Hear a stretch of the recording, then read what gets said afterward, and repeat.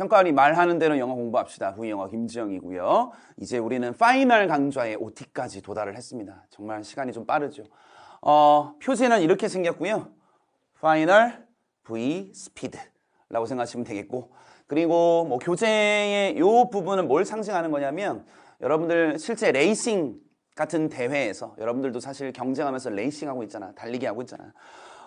마지막 결승선을 들어올 때 지금 결승선이야 라고 얘기해주는 흔들어주는 체커기가 이렇게 생긴 거거든요. 얘들아. 뭐 F1 같은 것들 보시는 분들 아시고 계시긴 하겠지만 그 마지막 체커기를 들어오는 순간을 또 저와 함께 하자라고 하는 의미로서 표지 이렇게 만들었다고 보시면 되겠고요.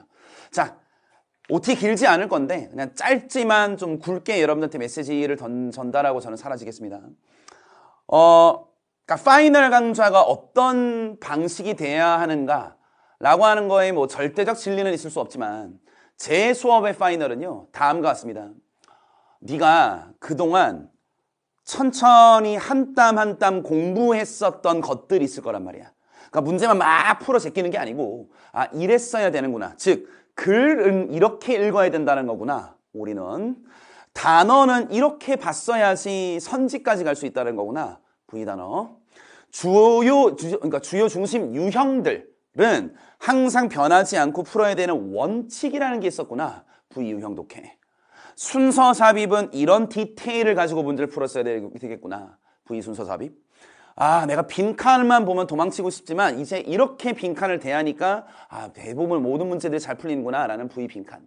쭉에 걸쳐서 네가 얻었던 지식들이 있단 말이야.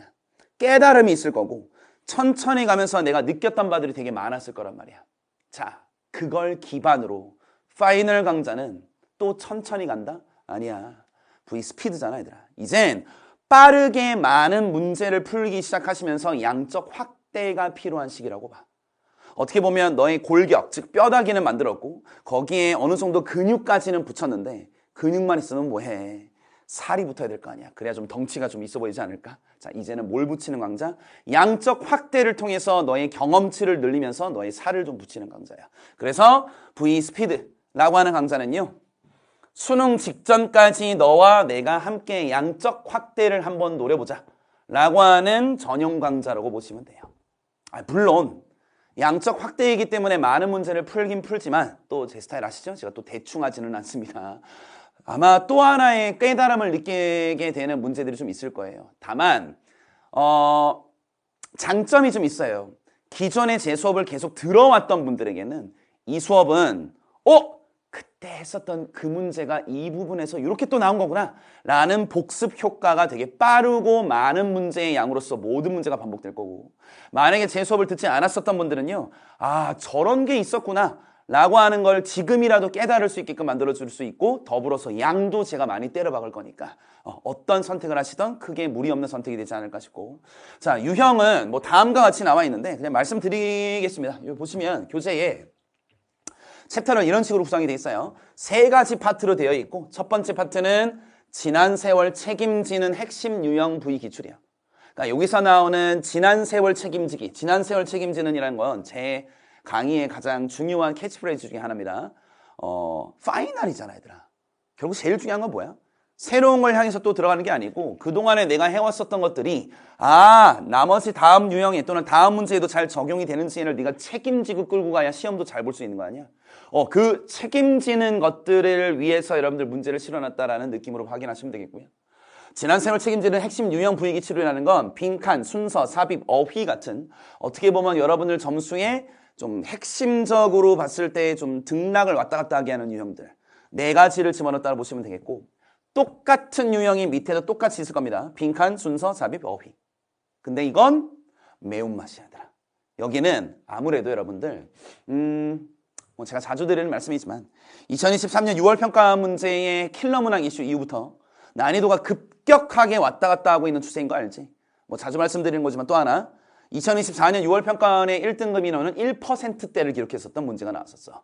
그러다 보니 그냥 읽고 대충 풀 수 있는 문제가 아닌 네가 고민을 좀 많이 해줘야 되는 문제들의 매운맛, 즉 고난도의 문제들만 집어넣습니다.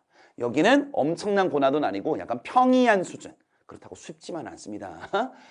딱 평이한 수준으로 봤을 때 네가 풀 수 있어야 될 지난세월 책임지기, 여기는 어려운 문제의 지난세월 책임지기. 됐나? 자, 두 개의 파트는 다 핵심 유형이라고 보시면 되겠고, 그걸 뺀 나머지 여러분들이 조금 더 어떻게 보면 반드시 맞춰야 되는 문제들이랄까? 그래서 지난세월 책임지는 기본 유형 부위 기출이라고 하는 말로 집어넣었어요. 보시면 알겠지만 밑줄 함축 의미는 사실 약간 난이도의 등락이 좀 있긴 있는데 쉬울 때는 정답률이 70% 정도까지도 나오는 경향들이 있어서 아직은 제가 여기다 집어넣었는데 만약에 좀 더 어려워지면 위로 올라갈 가능성이 있지만 올해까지는 여기 집어넣고요. 나머지 요지, 주장, 주제, 제목, 그리고 어법, 무관한 문장, 요약문, 장문이라고 하는 6가지 웬만한 유형들은 다 집어넣었다고 보시면 돼요. 단 여기 있는 유형들도 있잖아 얘들아. 제가 다 수업을 할 겁니다. 왜냐면 파이널 단계까지 와서는 여러분들 의외로 신경 써야 될 부분이 뭔지 알아? 네가 당연히 맞출 거라고 했었던 녀석들에 대해서 실수하지 않는 게 가장 중요하지. 솔직한 얘기로 여기 나와 있는 유형들을 네가 집중적으로 공부하는 시기는 잘 없었을 거란 말이야. 근데 사실 까딱 잘못하면 틀릴 수 있는 녀석들이 좀 있긴 있지. 그게 어디야? 밑줄 함축 의미는 그렇지만 주제, 제목, 요지, 주장 여기도 얘들아 가끔 한두 개씩 틀리지. 그런 거 좀 잡아줄 거야. 어법, 최근에, 한 3번, 두세 번 정도까지의 시험은 어법 문제가 그렇게 어렵지 않았는데, 또 작년 6평에서는 또 20%대가 나왔어. 그러니까 어떻게 될지 몰라서 여기도 제가 한번 좀 간단하게 수업을 좀 해드릴 거고요. 무관한 문장 찾기 정말 쉽다라고 하지만 솔직히 조금 어려우면 어떻게 될까라고 하는 것도 간단히 볼 거고 여기 여러분들 은근히 틀리는 분들 있을걸? 요약문 40번 문제나 장문의 41, 42 특히 맞지? 41, 42번이나 아니면 완전 스토리텔링의 43이 45도 어떻게 해야지 실수를 안 하고 어떻게 해야 좀 빠르게 풀 수 있는지를 얘기해 줄 거야. 알겠지 얘들아? 솔직한 얘기로 여러분들 여기 요약문 완성이나 이런 문제들 장문 있잖아. 저한테 수업 들으시면 아마 이렇게 해도 되는 거였어? 라고 하는 느낄 수 있는 꿀팁들 몇 가지를 좀 드릴 거라고 보시면 돼요. 자, 어찌됐든 유형은 그렇게 구성될 거라고 보시면 될 거고요. 교재 구성 다음과 같아요, 여러분들. 자, 잠깐 보세요. 그러니까 저와 저희 연구실, 그리고 저희 실장님 이 수년간 변하지 않고 가지고 있던 신념 중에 하나가 뭐가 있었냐면 소위 교재비로 후려치지 않기. 이런 말이 있지 뭐. 이거 후려치기? 이건 약간 너무 좀 반대 용어인가?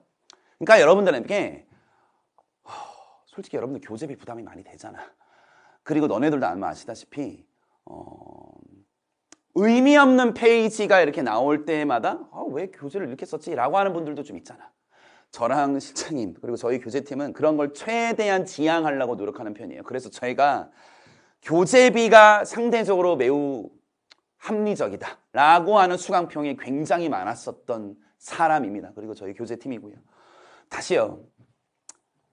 파이널 스피드에선 양을 많이 늘릴 거기 때문에 허투루 페이지를 쓰지 않을 거예요. 그래서 컴팩트한 교재 그리고 강의 그리고 제가 모든 수업을 되게 압축적으로 좀 진행할 건데 그 중에 하나가 교재 스타일이야. 그냥 꽉 채워 넣었어 얘들아. 어떤 부분에다가 공란을 너무 많이 넣는다든지 그런 거 없이 이번 교재는 여러분들 꽤 두꺼울 거거든. 양이 많기 때문에 문제의 양이 많기 때문에 하지만 허투루 페이지를 쓰지 않기 위해서 그냥 담백하게 문제만 다 때려 박았다. 하지만 필기할 공란은 조금씩은 있을 것 같으니까 나름대로 간단한 필기는 좀 해주시길 바라고. 됐지? 자, 그럼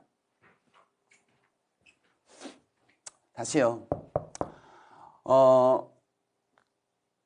그러니까 제가 아까 계속 얘기하는 것처럼 스피드라는 타이틀을 가지고 있는 수업이다 보니 수업과 교재와 그리고 어떻게 보면 제가 말하는 스타일조차도 굉장히 컴팩트하게 흘러갈 거예요. 단적으로 이렇게 제가 예시를 드릴 수 있습니다. 예를 들면 올인원 수업에 같은 경우 제 어떻게 보면 시그니처 강좌잖아요. 어떤 문제는 1시간 반 동안 한 문제를 줄고 계속 끌고 가는 경우의 문제들도 있어. 예를 들면 그게 올인원 챕터 1의 1번 문제거든. 왜냐면 그게 인생 문제로 너무너무 중요하기 때문에 1시간 반 동안 한 문제를 한 경우도 있고. 근데 대부분은 보통 한 교시당 제가 한 3문제에서 많으면 4문제 정도를 강의에 녹여내요. 대충 넘어가는 걸 제가 싫어하기 때문에 말할 것들은 다 말해야 되니까. 그러나 V스피드는 아마 해보면 제가 예상해 보는 결과 약간 유형마다 다르긴 하겠지만 한 강의당 10문제 내외씩 들어가게 될 거예요. 그래서 속도가 한 2배 정도는 빠르게 될 거야. 됐지? 그래서 이전의 강좌처럼 첫 문장부터 마지막 문장까지를 주구장창 해석해주는 그런 책 읽어주는 남자가 되지 않을 거고, 여러분들이 어느 정도 풀었다는 전제하에서 너 이런 거 봤어야 돼, 이거 놓치면 안 돼, 이런 거 봤니? 선지 이런 걸 조심했어야 돼 라는 포인트를 쭉쭉쭉 집어넣고 빠르게 처리하고 넘어가는 강좌가 될 거야. 그래서 웬만하면 여러분들이 궁금한 녀석들에 대해서는 제가 강의에서 다 빠르게 언급하고 넘어가게 될 거니까, 마치 저를 어떤 사람으로 보시면 될 거냐면 그 약간 클리닉 해주는 과외생 같은 느낌 있지. 그러니까 여러분들 과외라는 게 원래 그래야 되잖아. 내가 열심히 풀었고 궁금한 것들에 대해서 이 사람이 나한테 얘기를 해줬으면 좋겠다. 내가 잘 풀었는지 잘 못 풀었는지에 대한 얘기를 좀 들었으면 좋겠다. 이런 게 좀 과외의 느낌 아니야? 그런 느낌이 되길 바란다는 느낌으로 제가 적어놓은 거라 보시면 돼요. 어떤 느낌인지 알겠지, 얘들아? 그래서 다른 수업보다는 속도가 굉장히 빠를 거고 문제량도 많을 거지만 네가 준비만 제대로 해놓는다면, 즉 잘 풀어놓기만 한다면 내가 콕콕 집어드리긴 하겠다. 뭐를 잘했고 잘못했는지에 대해서. 네, 뭐 그 정도라 보시면 되겠습니다. 그러니까 제 바람이에요, 바람. 마지막까지 양치기도 저와 함께 합시다. 그러니까 문제를 많이 풀고 모의고사 기출문제를 많이 푸는 것도 좋지만 어차피 지금 우리가 하는 것도 다 기출이니까요. 다만 매 문제마다 내가 풀어나가는 행동들, 사고의 흐름들이 잘 됐는지 잘 못했는지 짧게라도 누가 와가지고 나한테 얘기해주면 얼마나 마음이 편하겠어. 그 사람이 내가 될 거야. 너무 루즈하게 내가 굳이 듣고 싶지 않은 얘기까지 하지 않을 거라는 소리야, 얘들아. 컴팩트하게 네가 원하는 얘기만 짧게 치고 넘어가는 느낌이 될 거니까 파이널 강좌 지난 세월 책임지면서 저랑 마지막까지 양적 확대로 함께 하도록 같이 해봅시다. 김정희였습니다.